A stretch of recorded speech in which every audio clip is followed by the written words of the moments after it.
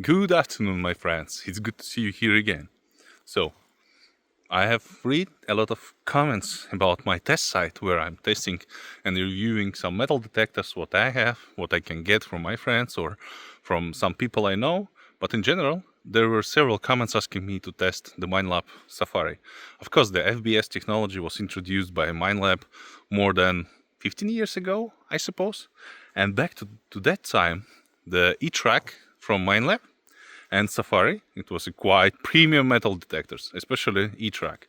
And in my past, I had an experience where I was detecting with Minelab Safari and Minelab E-Track. It was more than 7 years ago, I suppose. After that, I sold it because I got an XP which was faster, but having the similar or even deeper, detection depth.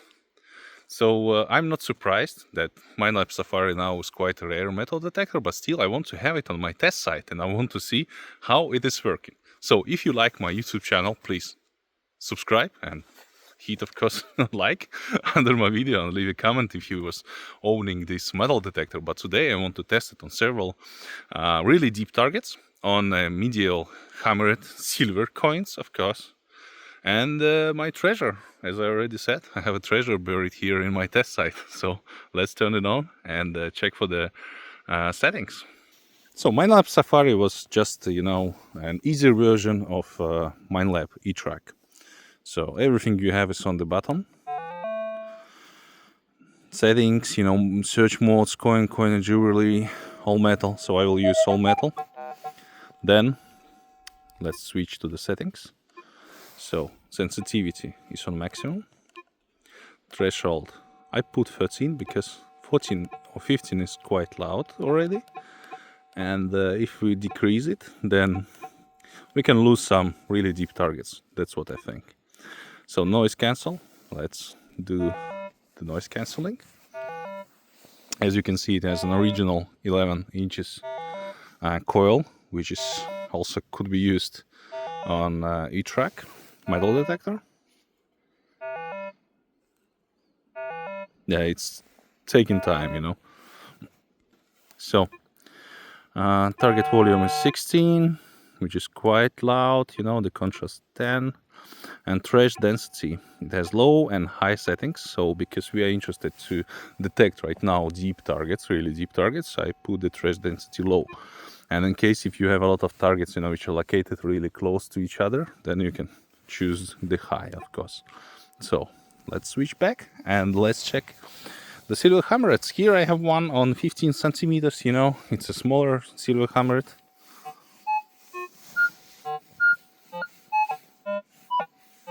So it detects it, but the discrimination is playing not very well.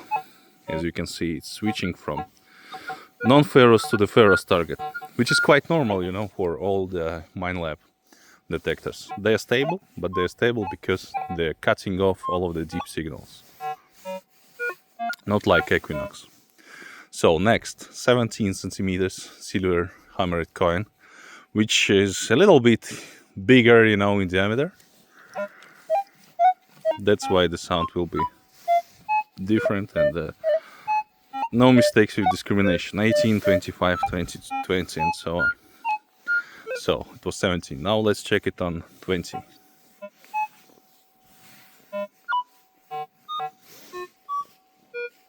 On 20 the situation is critical. -3, -4,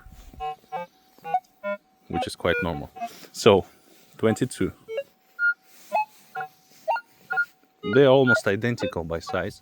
So this will be quite accurate. And 25. 25 is here, where I'm swinging the coil right now. And nothing's happening. So, and 28, nothing at all. So, let's check my treasure, The treasure 60 centimeters, it's a pot, ceramic pot full of copper coins. 60 centimeters, just imagine. So we found the center. It's over here. 36, stable.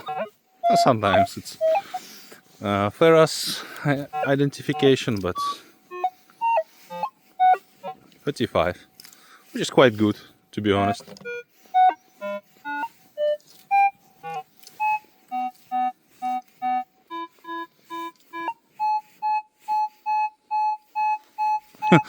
It has -2 target ID, but the sound is for non-ferrous target.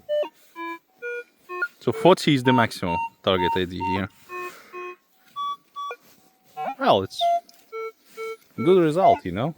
So the helmet, I have a German helmet bird here at 1 meter 26 centimeters.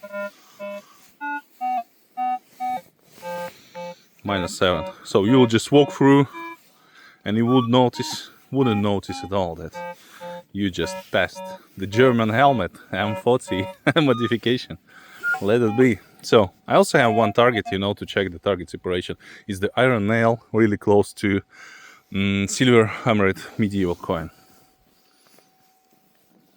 Should be somewhere here.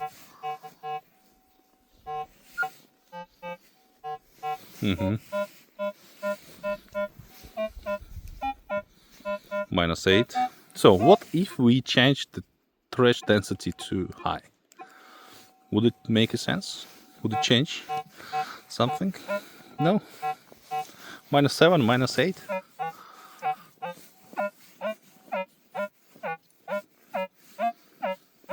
Nothing's changing, as you can see.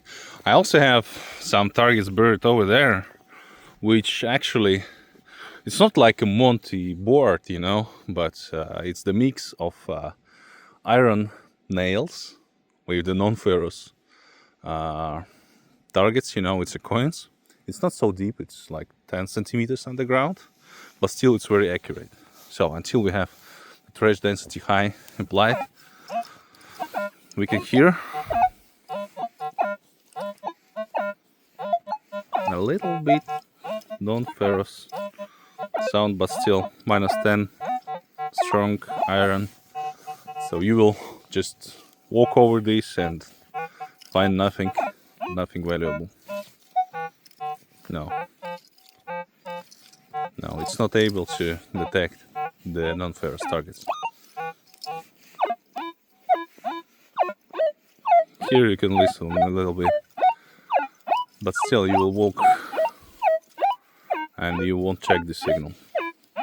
So, ladies and gentlemen, what do you think about this metal detector, about Minelab Safari? I actually understood that I was right back 7 years ago when I sold my Minelab Safari. After several detecting days, you know, I understood that actually it's quite a slow metal detector with the depth, which is not impressive at all, especially compared to some high-end metal detectors. The E-track by Minelab is actually deeper, but it's also not changing the situation at all, because even the modern, if you will check like Xterra Pro or Minelab Equinox 600, even these metal detectors will be deeper, will detect deeper, and will identify the targets more precisely. And the discrimination will work in the correct way, not like with that one. But it's normal, you know, we see the evolution, we see the progress with Minelab, with other manufacturers of metal detectors, which is actually really good sign for all of us. I hope that you liked my video. Please press subscribe, that will help me to grow my channel. And of course, go to the comment section. Just write down what do you think about Minelab Safari. So all the best to you. Merry Christmas, my friends. And see you probably next year. We'll see in 2025. Bye bye.